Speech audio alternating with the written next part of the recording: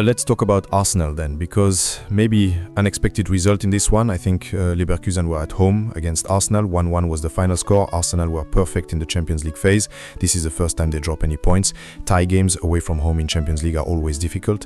I said it and I will say it again. I do think that still Arsenal will go through. It will be a different game at the Emirates. I don't think Arsenal were good tonight, but they managed to bring a draw back to the Emirates, and that's one of the things I would say about Arsenal, that back in the days people were saying that Arsenal cannot win ugly, that they cannot bring a game back or try to, men versus boys, you can't defend the lead, you can't defend anything, you always get bullied. Now Arsenal are pretty good at that, and people are not happy that they're good at that now, because they went away from maybe the way we used to play. I'm talking about how they used to play also 3 to 4 years ago. So I said it before and I will say it again, and we were saying it in a green room. You don't have to like Arsenal's ball play, but you can surely respect it. You understand what I mean? It's not about what you like or what I like or recall again. Is that it? I'm just saying that doesn't mean you don't have to like it, but you will. I'm not saying Arsenal will win the Champions League. I'm not saying that Arsenal, and you know where I stand, that are going to win the league. I'm just saying that they were a team that people used to call them on something that it looks like that they couldn't do. Now they master it, and they still didn't go over the line. Hear me well. But now people are complaining that they find a way to win games. We're all boy. No, that isn't what I'm saying. What I'm saying is, again, Rossino likes to play that way. It's not your team. This is my team, actually, when we talk about Arsenal. But is it what I like to see? It's not an issue. Simeone and Jose Mourinho used to be praised for playing a certain way. You don't always have to control the game, being in possession. You can control the game in many ways in football. And they did find a way. And yes, again, I repeat, Arsenal were not good today, but they managed to find a way to bring something back home. And again, let's see what's going to happen towards the end of the season, if we can celebrate something. Far from that, a really interesting thing here for the Premier League is if City look like go out, Arsenal, I think, will go through. How much of an impact this has on the Premier League? Because I think Arsenal should get to at least the semi-finals. That could have a bearing in the Premier League. Interesting, Martin, because the majority of that team was completely different from the team who started in the FA Cup. So they had a rest, 10 changes, and you'd have thought there would have been a bit of freshness. It is the 46th game of the season. You are playing against a Leverkusen side who's quite underrated. The home record there has been outstanding. So if you're sloppy at any point, you go behind, it's going to be difficult to get back in. And that was the surprise from an Arsenal point of view. The tempo wasn't moving the ball nearly quick enough, particularly at the start of that second half, and they got punished. And Leverkusen, they came out at the start of that second half, Karen, they flew out of the blocks and actually could have scored from the kickoff. Yeah, Leverkusen came out, but Arsenal didn't, and that's where it started from the kickoff. I think Saka just steps in as if to go, right, I'll go and press. And fair play to Leverkusen, and we said aesthetically they're a good team, they play through you, and they went, right, we'll throw this at Arsenal and see what they do. And to be fair, Raya comes off with an unbelievable save there, but switched off. Arsenal was still in at half-time in the dressing room, Martin, and I think as well, so much now in the Premier League, these restarts, kickoffs, particularly kicked out of play, and that was, they tried to play through Arsenal, and then this would have been embarrassing because, look at all those Arsenal players at the near post and the middle of the pitch, and it's just the movement at the back. I don't know if he's a slips and it's his man, but it's far too easy. It's a free header at the back post.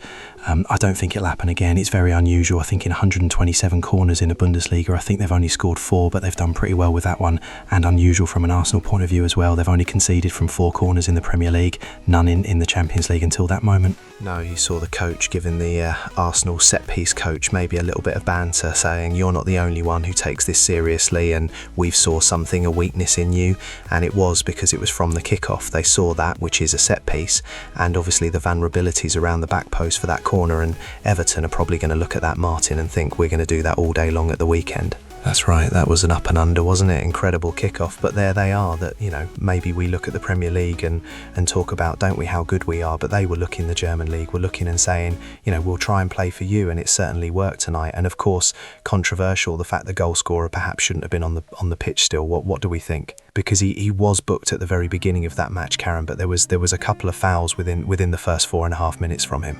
That one's a very simple yellow card. Gyökeres has turned him, rolled him, and he's in there. There is a covering defender, but that is 100% a yellow card, and fair play to Gyökeres. He's playing up against him and putting himself in that position to maybe try and get him sent off. But that's a block. He knows what he's doing. I find him to be very lucky to still be on the pitch there. I think the ref was probably thought, I'll give you a little bit of a warning, but if he probably didn't have the first one, he would have got one for that one if he wasn't already on the yellow. It's exactly the sort of challenge you do not make when you're on a yellow card, so the referee very lenient. And then Madjui came on. He came on for Baulik Saka just before the hour mark in that match, Martin, and really did make a positive impact.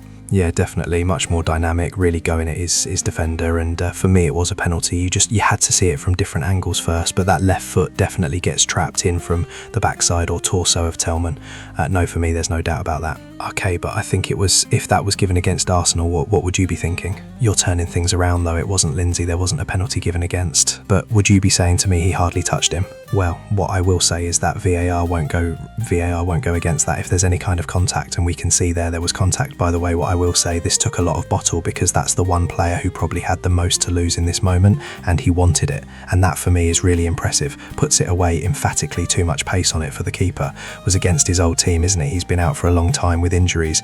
Yes, he's been coming back, but the pressure to do it against your old team when you're 1-0 down, that's where you're right. He also needs that for his confidence as well. So, but fair play to him, his old team, who gave him a plaque before the game, and that's how he repaid them. That's what you got to do when you're a professional, haven't you? He did. He dealt with that pressure really well. He scores another one in the return really, really well, didn't he? Stepping up. The man who won that penalty, Noni Madjui, is with Archie Rintit. Loney came off the bench today, made the difference. How do you see the result overall? Yeah, of course we came here to try and win, but when you can't win, it's good to draw and not lose. So yeah, we're full confidence going back to the Emirates. Obviously Everton first, and then we're confident that we'll get the job done in London. What were the final words from Mike Arteta before he sent you on? Yeah, just go and try and change the game. You did that with the penalty. It seemed like it was actually the back of Malik Tillman that caught you. Yeah, no, I don't really know what happened. All I know is I felt contact go down, penalty. So your belief in Kai when he's standing over that penalty in a place that means so much to him was 100%.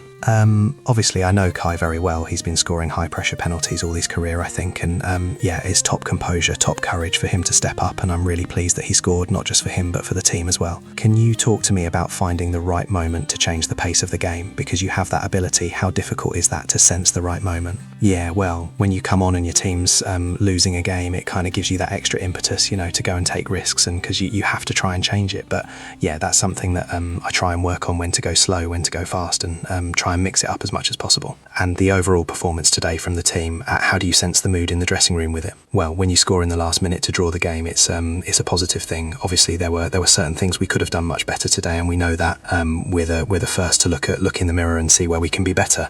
But yeah, like I said, to draw in the last minute of the game in a Champions League round of 16 away to a top team, they played very well today.